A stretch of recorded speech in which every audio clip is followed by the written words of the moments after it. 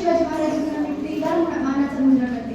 थकून थकून एखाद्या झाडाखाली बसावं, झाडाखाली विंचू निघावा, विंचवाला मारण्यासाठी दगड उचलावा, दगडाखाली साप निघावा, सापाला बघून पळत सुटावं, पळता पळता एका विहिरीत पडावं, विहिरीत मगर दिसावी, मगरीपासून वाचण्यासाठी पुन्हा वर यावं तर वाघ दिसावा, वाघापासून वाचण्यासाठी त्याच विहिरीत पुन्हा उडी टाकावी, उडी टाकता टाकता एखाद्या फांदीला पकडावं, फांदीवरचा मोहोळ उठावं आणि मधाचा थेंब जसा तोंडात पडावा. त्याचप्रमाणे छत्रपती शिवाजी महाराजांनी हिंदवी स्वराज्य स्थापन केले.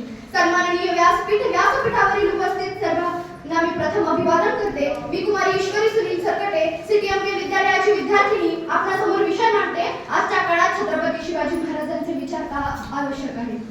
महाराजांची 5 महत्त्वाची मूल्य होती. ती म्हणजे स्वराज्य, शौर्य, न्याय, स्त्री सन्मान आणि एकोपा.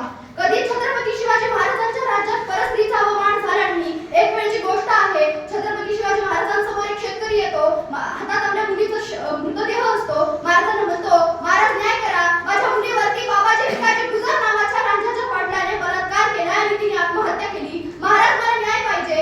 हे ऐकताच छत्रपती शिवाजी महाराज बाजूला उभ्या असणाऱ्या येसाची कंकांना आदेश देतात, येसाची आत्ताच्या आत्ता जा आणि त्या पाटलाच्या हातपाय बांधून आमच्या समोर हजर करा. येसाची जाता तरी पाटलाला घेऊन येतात आणि महाराज त्यांना प्रश्न विचारतात, खरंच तुम्ही अत्याचार केलाय का?